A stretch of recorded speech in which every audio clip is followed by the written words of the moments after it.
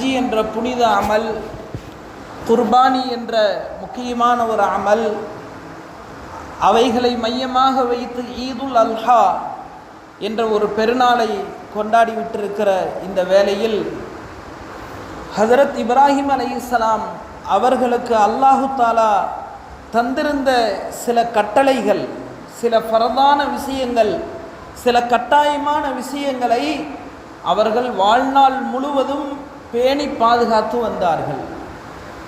அதில் பல விஷயங்களை அல்லாஹு தாலா ஹஜரத் நபிகள் நாயகம் ஸல்லல்லாஹு அலைஹி வஸல்லம் அவர்களின் இந்த உம்மத்தாகிய நமக்கு சுன்னத்தாக அல்லாஹு தாலா அவைகளை ஆக்கி வைத்திருக்கிறார். சங்கையானவர்களே, அல்லாஹு தாலா குர்ஆனில் சொல்லுகிறான், வஇத் கால இப்ராஹீமு ரப்புஹு பிகலிமாத்தின் ஃபஅத்தம்மஹு.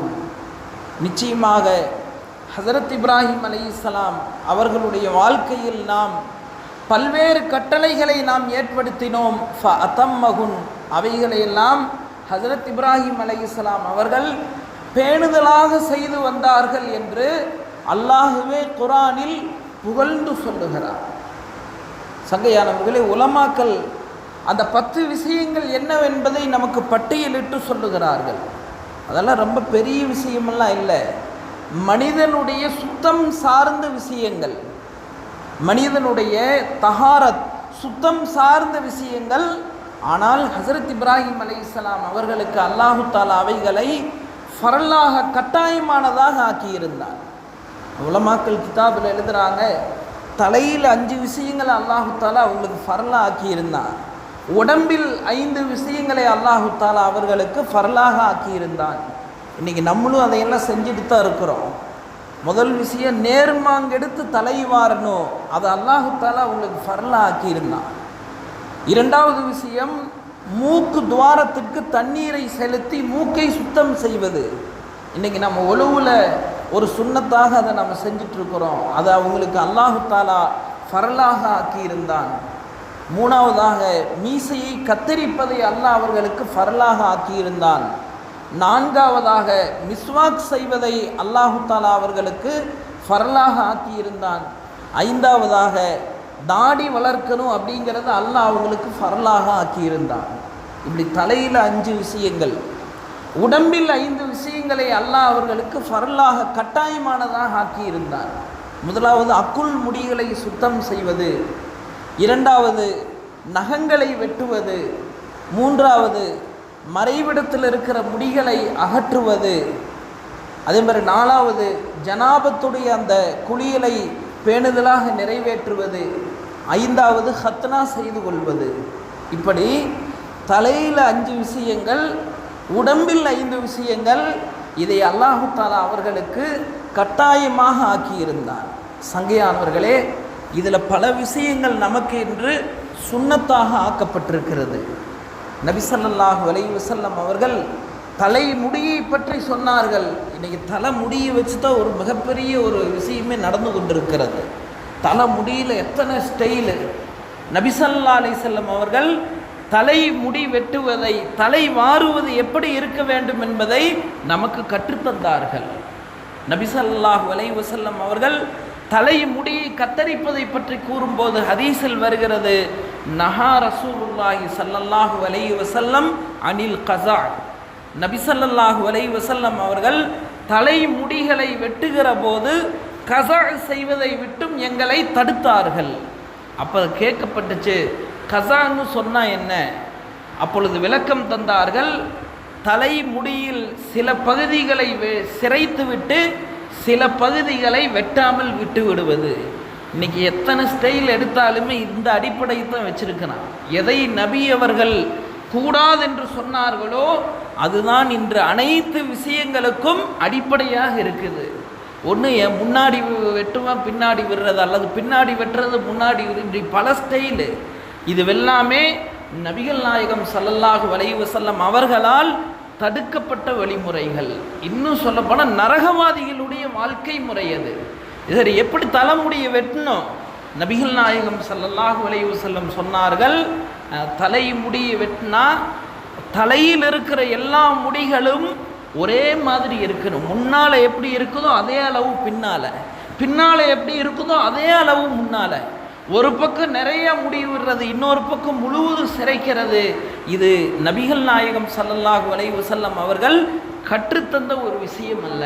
இன்றைக்கி அதுதான் வாலிபர்கள் இடத்துல குறிப்பாக அதிகமாக பரவிட்டு வருது. இன்றைக்கி குழந்தைகளுக்கு நம்ம அதைத்தான் ஆர்வப்படுத்துகிறோம். 5 வயசு பையன் 6 வயசு பையன் அவனுக்கு ஒன்றுமே தெரியாது. நம்ம எதை சொல்கிறோமோ அதை செய்வான்.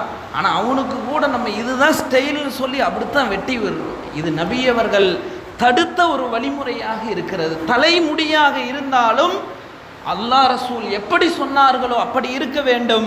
அதுதான் உண்மையான இஸ்லாம். அது ஒரு முக்கியமான ஒரு விஷயம்.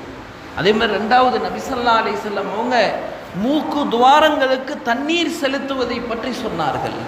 ஹதீஸிலே வருகிறது, நபி ஸல்லல்லாஹு அலைஹி வஸல்லம் அவர்கள் சொன்னார்கள், உங்களில் ஒருவர் தூங்கி எழுந்தால் தனது கைகளை கழுவி கொள்ளவும் வாய் கொப்பளித்து கொள்ளவும் மூக்கு துவாரங்களுக்கு தண்ணீர் விட்டு சுத்தம் செய்து கொள்ளவும். அப்போ கேட்கப்பட்டுச்சு, யா ரசூலுல்லாஹ் எதுக்கு மூக்கு துவாரங்களுக்கு தண்ணீர் விட்டு ஏன் மூக்கை சுத்தம் செய்யணும்?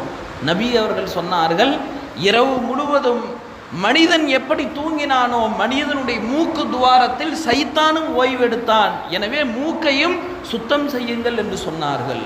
உலகத்தில் உள்ள எந்த தலைவரும் சொல்லிக் கொடுக்காத உயர்ந்த சுத்தத்தினுடைய விஷயம் நபிகள் நாயகம் ஸல்லல்லாஹு அலைஹி வஸல்லம் அவர்கள் 14 நூற்றாண்டுகளுக்கு முன்பே கற்றுத்தந்தார்கள். அதே மாதிரி இன்னொரு முக்கியமான விஷயம், நபி அவங்க ஹதீஸில் சொன்னாங்க, மீசையை கத்தரியுங்கள், தாடியை வளருங்கள். இன்றைக்கி அப்படியே நேர் மாற்றம் ஆகி போயிருச்சு. தாடியை வளர்க்குறோம், என்ன செய்கிறோம், மீசையை வளர்க்குறோம், தாடியை கத்தரிக்கக்கூடிய ஒரு நிலைமை.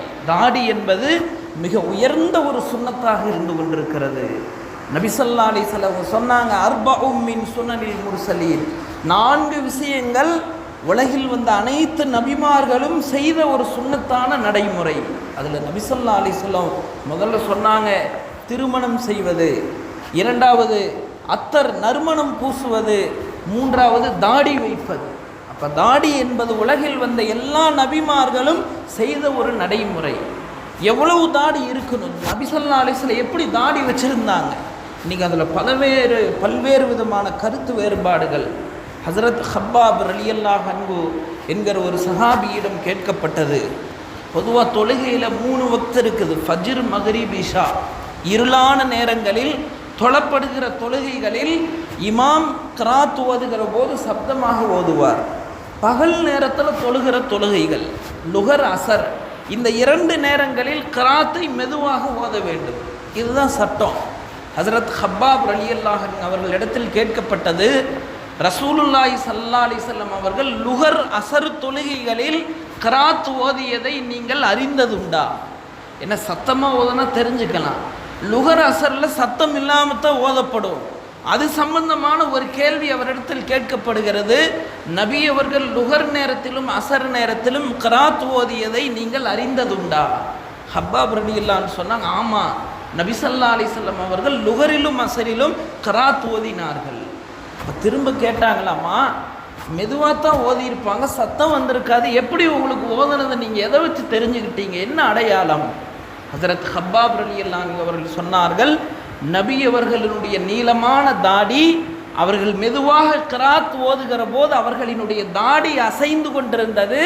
அதை வைத்து நாங்கள் நபி அவர்கள் கிராத் ஓதினார்கள் என்பதை அறிந்து கொண்டோம். அப்போ அதுக்கு பேர் தான் தாடி.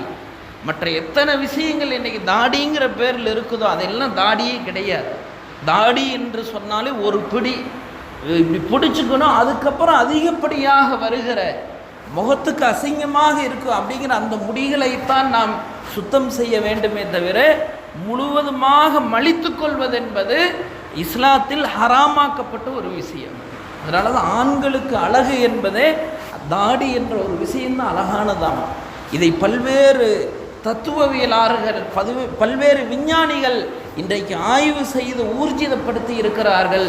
அதைத்தான் அன்றைக்கே நபி ஸல்லல்லாஹு அலைஹி வஸல்லம் சொன்னாங்க, தாடி என்பது மிக உயர்ந்த ஒரு சுன்னத்தாக இருந்து கொண்டிருக்கிறது. அதனால தான் ஹஜரத் மூசா அலைஹிஸ்ஸலாம், ஹாரூன் அலைஹிஸ்ஸலாம் அவங்களுடைய வரலாறு அல்லாஹ் குர்ஆனில் சொல்கிறான். அப்படி சொல்லுகிற போது ஒரு சம்பவம், ஹஜரத் மூசா அலைஹிஸ்ஸலாம் தௌராத் வேதத்தை வாங்குறதுக்காக அல்லாஹ்ட்ட போயிடுறாங்க. ஒரு 40 நாட்களினுடைய இடைவெளி. இப்போ அவங்க போகும்போது தன்னுடைய சகோதரர் ஹஸரத் ஹாரூன் அலைஹிஸ்ஸலாமை தன்னுடைய இடத்துல விட்டுட்டு போகிறாங்க. மக்களுக்கு அல்லாஹ்வினுடைய விஷயங்களை சொல்வதற்கும் ஞாபகப்படுத்துவதற்கும் தன்னுடைய பிரதிநிதியாக ஆக்கிவிட்டு போகிறாங்க. ஆனால் அவங்க போயிட்டு அந்த 40 நாளில் வரக்கூடிய விஷயத்தில் இங்கே மிகப்பெரிய ஒரு குழப்பமே ஏற்பட்டு விடுகிறது. சாமரிங்கிறவங்க ஒரு விஷயத்தை வச்சு ஃபித்னா பண்ணி தௌஹீத் என்ற அந்த நேர் வழியில் இருந்த மக்களை எல்லாம் எது தௌஹீதுக்கு மாற்றமான விஷயமோ அதை செய்ய வைத்து விடுகிறார். அதெல்லாம் நம்மெல்லாம் தெரிஞ்ச விஷயம்தான், அதை விரிவாக சொல்ல வேண்டிய அவசியம் இல்லை. இப்போ 40 நாள் ஹஸரத் மூசா அலைஹிஸ்ஸலாம் நிறைவு செய்துவிட்டு வருகிறார்கள். வந்து பார்த்தா இங்கே அவர்கள் செல்லுகிற போது 6 லட்சம் நபர்கள் ஈமான்தாரிகளாக இருந்தார்கள். வந்து பார்க்கும்போது மிக சொற்ப நபர்கள் தான் ஈமான்தாரிகளாக இருந்தார்கள். 5 லட்சத்து சில்லறை நபர்கள் ஈமானை இழந்தவர்களாக, ஏகத்துவ கொள்கைக்கு மாற்றமான விஷயம் எதுவோ அதை செய்தவர்களாக இருந்தார்கள். ஹஸரத் மூசா அலைஹிஸ்ஸலாமுக்கு வந்த கோபம், தன்னுடைய சகோதரர் ஹாரூன் அலைஹிஸ்ஸலாம் மேலே கோபப்படுறாங்க. அவங்களுடைய தாடியை பிடித்து அவர்கள் இழுக்கிறார்கள். குர்ஆனில் அல்லாஹ் அதை சொல்கிறான், பிலிஹ்யதி, தன்னுடைய சகோதரனுடைய தாடியை அவர்கள் பிடித்து இழுத்து கேட்டாங்களாமா, இப்படி மக்கள் வழிகேட்டில் இருந்தார்களே, நீ என்ன செய்து கொண்டிருந்தாய்? பாருங்க, பிடிச்சு இழுத்தாங்கன்னா சும்மா இப்படி இந்த உடம்போடு ஒட்டி இருந்த தாடின்னா அதை பிடிச்சு இழுக்க முடியாது. ஏதோ ஒரு பிடிக்கு மேலே நீளமாக எந்த முடி இருக்குதோ அதைத்தான் கையில் பிடிச்சு இழுக்க முடியும். ஹஸரத் ஹாரூன் அலைஹிஸ்ஸலாம் அவர்கள் அன்றே அவ்வளோ பெரிய தாடியை வச்சுருந்தாங்க. அப்போ அதுதான் நபிமார்களினுடைய ஒரு நடைமுறை. அதைத்தான் ஹஸரத் ஹாரூன் அலைஹிஸ்ஸலாம் செய்தார்கள். எனவே சங்கையானவர்களே, மீசையை கத்தரிப்பது, தாடியை வளர்ப்பது என்பது மிக உயர்ந்த ஒரு சுன்னத்தாக இருந்து கொண்டிருக்கிறது. அதில் நபி ஸல்லல்லாஹு அலைஹி வஸல்லம் அவங்களுடைய வளமை எப்படி இருந்துச்சு? ஒவ்வொரு ஜும்மாவுடைய நாளிலும் நபி ஸல்லல்லாஹு அலைஹி வஸல்லம் அவர்கள் மீசையை கத்தரித்தார்கள், தனது நகங்களை வெட்டினார்கள். இன்னும் ஹதீஸுகளில் இப்படியே வருது, ஒவ்வொரு 20 நாட்களுக்கு ஒரு முறை தங்களது மறைவிட முடிகளை சுத்தம் செய்தார்கள். ஒவ்வொரு 40 நாட்களுக்கு ஒரு முறை தனது அக்குள் முடிகளை சுத்தம் செய்தார்கள். இதுவெல்லாம் சுத்தம் சார்ந்த விஷயமாக இருக்கிறது. இன்னும் நகம் எப்படி வெட்டணும், ஹதீஸில் இந்த விஷயங்கள் கூட வருகிறது. நகம் வெற்றமே எந்த விரலிலிருந்து ஆரம்பம் செய்ய வேண்டும்? புகாரியினுடைய விரிவுரை ஃபத்ஹுல் பாரி என்ற கிதாபில் இந்த விஷயம் வருகிறது. நகம் வெட்டும் போது எந்த விரலிலிருந்து ஆரம்பிக்கணும்? நம்முடைய வலது கையினுடைய கலிமா விரலில் முதலில் ஆரம்பம் செய்ய வேண்டும். முதல்ல வெட்ட வேண்டிய விரல் வலது கையினுடைய கலிமா விரல், அடுத்ததாக இந்த நடுவிரல், அடுத்து மோதிர விரல், அடுத்து சுண்டு விரல், அடுத்து பெருவிரல். இடது கையினுடைய நகங்களை வெட்டுகிற போது இடது கையில் முதல்ல சுண்டு விரலில் ஆரம்பம் செய்யணும், அடுத்ததாக மோதிர விரல், அடுத்ததாக நடுவிரல், அடுத்ததாக கலிமா விரல், அடுத்ததாக கட்டை விரல். கேட்கப்பட்டது, ஏன் இப்படி நகம் வெட்டணும்? இமாம் அஹ்மது பின் ஹம்பல் ரஹ்மத்துல்லாஹி அலைஹி அவர்கள் சொன்னார்கள், நபிகள் நாயகம் ஸல்லல்லாஹு அலைஹி வஸல்லம் அவர்கள் ஹதீஸில் சொன்னார்கள், நீங்கள் செய்கிற ஒவ்வொரு விஷயத்தையும் வலது புறத்திலிருந்து ஆரம்பம் செய்யுங்கள் என்று சொன்னார்கள். அதனால் அந்த வலது கையில் நம்ம இப்படி வச்சோம்னு சொன்னால், முதல்ல கலிமா விரலுக்கு ஏன் முக்கியத்துவம்னா, தொழுகையில் தௌஹீத் என்ற அந்த விஷயத்திற்கு அத்தகையத்தில் கலிமா விரலைத்தான் நீட்டுறோம். அதனால தான் அங்கிருந்து ஆரம்பம் செய்யுமாறு சொல்லப்பட்டிருக்கிறது. ஆக சங்கையானவர்களே, அடுத்து நெகம் வெட்டுறோம், நெகத்தை என்ன செய்யணும்? இதுவும் கூட கிதாபுகளில் பதிவு செய்யப்பட்டிருக்கிறது. இமாம் அஹ்மது பின் ஹம்பல் ரஹ்மத்துல்லாஹி அவங்ககிட்ட தான் கேட்டாங்களாம், இமாம் அவர்களே, நெகத்தை வெட்டுறோம், அந்த நெகத்தை என்ன செய்யணும்? சும்மா தூக்கி எறிஞ்சிடலாமா, இல்லை என்ன செய்யணும்? இமாம் அஹ்மது பின் ஹம்பல் ரஹ்மத்துல்லாஹி அலைஹி அவர்கள் விளக்கம் கூறினார்கள், நகங்களையும் நமது உடலில் இருந்து வெட்டுகிற அந்த முடிகளை, ஒன்று இருக்கு நாவிதனிடத்தில் போய் முடி வெட்டுறோம், அது பிரச்சனை இல்லை. நம்ம தாடியை நம்ம சிரைக்கிறோம், அந்த மாதிரி முடிகளையும் நகங்களையும் புதைத்து விட வேண்டும். அப்போ கேட்கப்பட்டுச்சு, ஏன் புதைக்கணும்? இமாம் அஹ்மது பின் ஹம்பல் ரஹ்மத்துல்லாஹி அலைஹி சொன்னார்கள், ஒரு மனிதன் மரணித்து விட்டால் அவனை புதைக்கிறோம், அது அந்த உடலுக்குரிய கடமை. உடலில் உள்ள ஒரு பாகம்தான் நெகமும் முடியும். எனவே அவைகளையும் எப்படி மனிதனுடைய உடல் மரணித்தால் புதைக்கிறோமோ, மனிதனுடைய பாகங்களான நகங்களையும் முடிகளையும் புதைக்க வேண்டும் என்று சொன்னார்கள். இன்னொரு அற்புதமான விஷயத்தை இமாம் அஹ்மது பின் ஹம்பல் ரஹ்மத்துல்லாஹி அலைஹி சொன்னாங்களாமா, சிஹர், சூனியம் ஒரு மனிதனுடைய உடல் அங்கங்களை வைத்து செய்ய முடியும். அதுக்கு சக்தி இருக்குதா இல்லையா அது வேற விஷயம். அல்லாஹ் நாடினால் எதை கொண்டுமே அல்லாஹ் நாடனா அதை கொண்டு மனுஷனுக்கு தீங்கு இருக்குது, அல்லாஹ் நாடலின்னு சொன்னால் பாதுகாப்பு இருக்குது, அது வேற விஷயம். உலக ரீதியாக விஷம் குடிச்சா இறந்துருவோம், இது மாற்ற முடியாத ஒரு சுன்னத். அந்த ரீதியில் பார்த்தா சூனியம் என்பது ஒரு மனிதனுடைய நகத்தையும் முடியையும் வைக்க முடியும், அதனால் மனிதனுக்கு பாதிப்பு ஏற்படும். எனவே உங்களது நகங்களை நீங்கள் புதைத்து விடுங்கள் என்பதாக சொன்னார்கள். ஆக சங்கையானவர்களே, இப்படி மார்க்கத்தில் சொல்லப்படாத விஷயங்களும் எதுவும் இல்லை. அதேமாதிரி வரலாறுகள் எழுதப்படுது. முதல்ல உலகத்தில் ஹத்னா அப்படிங்கிற அந்த விஷயத்தை செஞ்சதே யாருன்னா ஹஜரத் இப்ராஹிம் அலைஹிஸ்ஸலாம். அவங்க தான் அல்லாஹ்வினுடைய கட்டளை வருகிறது, உடனே அவர்கள் அந்த சுன்னத்தை, அந்த கட்டாயமான அந்த விஷயத்தை நிறைவேற்றுகிறார்கள். இப்போ ஹத்னா எப்போ செய்யணும்? ஹதீஸில் வருகிறது, குழந்தை பிறந்த 7வது நாளில் ஹத்னா செய்து விடலாம். ரொம்ப அப்சல் சிறந்த விஷயம் 7வது நாள். இல்லை வாய்ப்பு இல்லை, குறைஞ்சது 40வது நாளில் செஞ்சுருங்க. இல்லை அதுக்கும் வாய்ப்பு இல்லை, குழந்தை 7 வயது அடைவதற்கு முன்பாக ஹத்னா செய்து விட வேண்டும். ரொம்ப லேசான சுன்னத்து. இன்றைக்கி அதுக்கு பார்த்தா பையனுக்கெல்லாம் பெரிய வயசாக, எந்த வயசில் அவன் தன்னுடைய அவுரத்துகளை மறைக்க வேண்டுமோ அந்த நேரத்தில் பார்த்தா எல்லாத்துக்கு முன்னாடி எவ்வளோ ஒரு அசிங்கமான ஒரு விஷயம். அதுக்கு ஒரு பெரிய விசேஷம், அதுக்கு ஒரு பெரிய விருந்து. இதற்கும் இஸ்லாத்திற்கும் எந்த சம்பந்தமுமே இல்லை. ஹத்னா அப்படிங்கிறது ரொம்ப லேசான ஒரு சுன்னத். இன்றைக்கி நம்ம மற்ற மாநிலங்களையெல்லாம் பார்க்குற குழந்தை பிறந்த 7வது நாள்லேயும் அதை செஞ்சிடுறாங்க. எப்போ குழந்தை இது வலிக்கும் அப்படிங்கிற அந்த நாலேஜ் வரும், அதுக்கு முன்னாடியே குறைஞ்சபட்சம் செஞ்சிருணுமா. இன்றைக்கி பார்த்தா அந்த பையனுக்கு அந்த வலிங்கிற அந்த பயத்தில் அழுகிறது. இது எல்லாம் எதனால? மார்க்கம் எந்த விஷயத்தை நமக்கு சொல்லித் தருகிறதோ அதை விட்டதனுடைய விளைவு தான். 7 நாளில் செஞ்சுட்டா பிரச்சனையே கிடையாது, அல்லது 40 நாளில் செஞ்சுட்டா பிரச்சனையே கிடையாது. குழந்தைக்கு வலிங்கிற அந்த நாலேஜும் இருக்காது, வெங்காயத்தோலை சுத்தம் பண்ண மாதிரி லேசாக ஆறிடும். ஹத்னா என்பது மிக உயர்ந்த ஒரு சுன்னத்தாக இருந்து கொண்டிருக்கிறது. அதனால் உடலுக்கு நிறைய ஆரோக்கியத்துடைய விஷயங்கள் இருக்கிறது. ஹஜரத் இப்ராஹிம் அலைஹிஸ்ஸலாம் 5000 ஆண்டுகளுக்கு முன்பே அதை செய்தார்கள். இன்றைக்கு நமக்கு அது சுன்னத்தான ஒரு விஷயமாக இருந்து கொண்டிருக்கிறது. அதே மாதிரி இன்னொரு விஷயம், மிஸ்வாக் செய்வது மிக உயர்ந்த ஒரு சுன்னத். மிஸ்வாக் ஒன்று இருக்குது. இன்றைக்கி நம்ம ப்ரஷ் வச்சு விளக்குறோம், தேவைக்கு தகுந்த மாதிரி யாருக்கு எது வசதியோ அது. இன்னொன்று மிஸ்வாக்கை பயன்படுத்த வேண்டும், அது ஒரு உயர்ந்த ஒரு சுன்னத்தாக இருந்து கொண்டிருக்கிறது. மிஸ்வாக்கினுடைய மிக உயர்ந்த சிறப்பு நபி ஸல்லல்லாஹு அலைஹி வஸல்லம் சொன்னாங்க, ஒருவர் மிஸ்வாக் செய்யாமல் தொழுகிற தொழுகைக்கும் மிஸ்வாக் செய்து தொழுகிற தொழுகைக்கும் இடையே நன்மையில் மிகப்பெரிய வேறுபாடு. ஒருத்தர் மிஸ்வாக் செய்யாமல் சாதாரணமாக ஒளி செய்கிறாரு, வந்து தொழுகிறார். இன்னொருவர் மிஸ்வாக் செய்து விட்டு ஒளி செய்து கொண்டு வந்து தொழுகிறார் என்றால் அவரது தொழுகையில் 27 மடங்கு அதிகமாக நன்மையை அல்லாஹ் தருகிறார். இது தொழுகை விஷயத்தில். அது மட்டுமல்ல, மனிதனுடைய உடலுக்கு மிகுந்த ஆரோக்கியம். அதனால தான் நம்ம பார்க்குறோம், நபி ஸல்லல்லாஹு அலைஹி வஸல்லம் அவர்கள் தொழுகை நேரத்தில் மட்டும் அந்த மிஸ்வாக்கை பயன்படுத்தவில்லை. இமாம் இப்னுல் கய்யூம் ரஹ்மத்துல்லாஹி அலைஹி என்ற மிகப்பெரிய ஒரு அறிஞர் தனி ஒரு கிதாபை எழுதியிருக்கிறாங்க. நபி ஸல்லல்லாஹு அலைஹி வஸல்லம் அவர்கள் எந்த நேரத்திலெல்லாம் மிஸ்வாக்கை பயன்படுத்தி இருக்கிறார்கள், ஒரு தனி ஒரு நூலே இருக்குது. அன்னை ஆயிஷா ரலியல்லாஹு அன்ஹா அவர்களிடத்தில் கேட்கப்பட்டது, நபி ஸல்லல்லாஹு அலைஹி வஸல்லம் வீட்டுக்குள்ளே நுழைஞ்சாங்கன்னா முதல்ல என்ன செய்வாங்க? அன்னை ஆயிஷா ரலியல்லாஹு அன்ஹா சொன்னாங்களாமா, நபி அவர்கள் சலாம் சொல்லிவிட்டு வீட்டுக்குள் நுழைவார்கள். வீட்டுக்குள் நுழைந்ததும் முதலில் மிஸ்வாக் செய்வார்கள், பிறகுதான் எங்களோடு வந்து பேசுவார்கள். இந்த வாய் துர்வாடை இருக்க ரொம்ப ஒரு முக்கியமான ஒரு விஷயம். இன்றைக்கி நம்ம நினைக்கிறோம் நமக்கு முன்னால் இருக்கிற எல்லாமே ஃப்ரெஷ்ஷாக இருக்கணும், எந்த துர்வாடையும் இருக்கக்கூடாது.